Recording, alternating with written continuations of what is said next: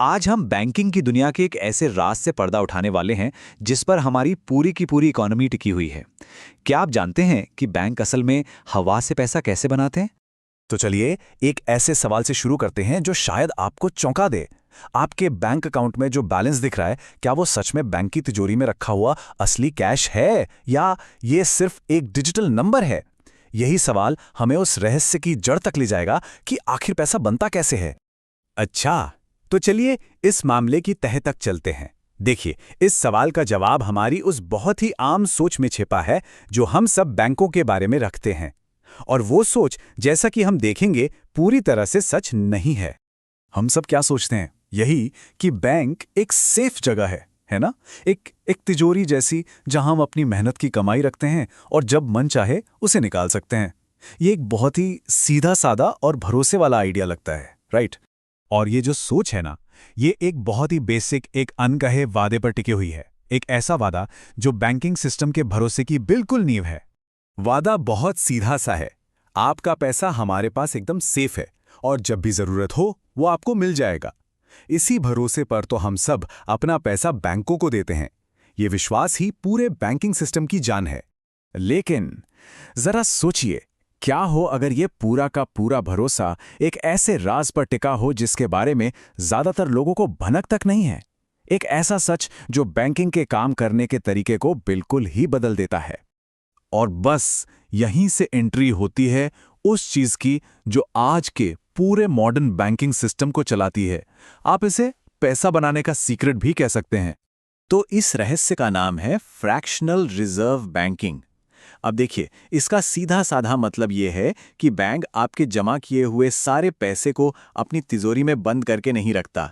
नहीं, कानूनन उन्हें सिर्फ उसका एक छोटा सा हिस्सा, एक फ्रैक्शन, अपने पास रखना होता है और बाकी का पैसा वो किसी और को लोन पर दे सकते हैं। तो ये होता कैसे है? आइए इस प्रोसेस को स्टेप बाय स्टेप समझते हैं। मान लीजिए आपने बैंक में 1,000 रुपए जमा किए, ठीक है? अब बैंक क्या करेगा, वो उसका एक छोटा सा हिस्सा, मान लेते हैं 10%, यानी 100 रुपए अपने पास रिजर्व में रख लेगा। अब आता है सबसे दिलचस्प हिस्सा, जो बाकी के 900 रुपए बचे, बैंक उसे किसी दूसरे इंसान को लोन के तौर पर दे देता है। और यही वो पॉइंट है जो सब कुछ बदल देता है। ये जो 900 रुपए का लोन है ना, ये सच में हवा से बना है। ये पैसा इकोनॉमी में पहले था ही नहीं। सोचिए, आपके 100 रुपए तो आपके अकाउंट में अभी भी दिख रहे हैं, लेकिन उसी वक्त किसी और के पास 900 रुपए और आ गए हैं। बैंक ने सिर्फ कीबोर्ड पर कुछ नंबर्स टाइप करके, एक डिजिटल एंट्री करके नया पैसा बना दिया। लेकिन रुकिए, कहानी यहीं खत्म नहीं होती। असली जादू तो अब शुरू होता है। इसे कहते हैं मनी मल्टीप्लायर इफेक्ट। तो अब वो इंसान जिसे 900 रुपए का लोन मिला, वो जाहिर है उसे कहीं ना कहीं खर्च करेगा और वो पैसा घूम फिरकर आखिर में किसी और के बैंक अकाउंट में जमा हो जाएगा। और जैसे ही ये पैसा दूसरे बैंक में पहुंचता है, पैसा बनाने का ये जो पूरा चक्कर है वो फिर से शुरू हो जाता है। अब देखिए क्या होता है, दूसरा बैंक उन 900 रुपए में से फिर 10% यानी 90 रुपए अपने पास रखेगा और बाकी के 810 रुपए का एक और नया लोन बना देगा। और ये सिलसिला बस चलता रहता है और हर बार सिस्टम में और नया पैसा बनता जाता है। और ये स्लाइड तो कमाल का दिखाती है कि इसका असर कितना बड़ा हो सकता है।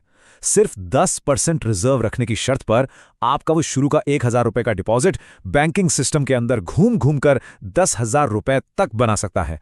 मतलब एक छोटे से डिपॉजिट से पैसे का इतना बड़ा फैलाव, जबरदस्त। तो ये सिस्टम इकोनॉमी को आगे तो बढ़ा सकता है, लेकिन इसमें एक छिपा हुआ खतरा भी है। एक ऐसी कमजोरी जो इस पूरे सिस्टम की नींव को हिला सकती है। और इस खतरे को कहते हैं बैंक रन। ये तब होता है जब बहुत सारे लोग एक साथ डर के मारे अपना पैसा निकालने के लिए बैंक पहुंच जाते हैं। अब क्योंकि बैंक के पास तो टोटल डिपॉजिट का बस एक छोटा सा हिस्सा ही कैश में होता है, वो एक साथ सबको उनका पैसा लौटा ही नहीं सकते। ये जो आप देख रहे हैं ना, ये उस नाजुक बैलेंस को दिखाता है। एक तरफ हैं जमाकर्ता, जिन्हें लगता है कि उनके पूरे 10 लाख रुपए बैंक में रखे हैं, और दूसरी तरफ है बैंक की असलियत, जहां तिजोरी में शायद सिर्फ 1 लाख रुपए कैश पड़ा हो। ये जो भरोसा और हकीकत के बीच का गैप है ना, यही इस सिस्टम की सबसे बड़ी कमजोरी है।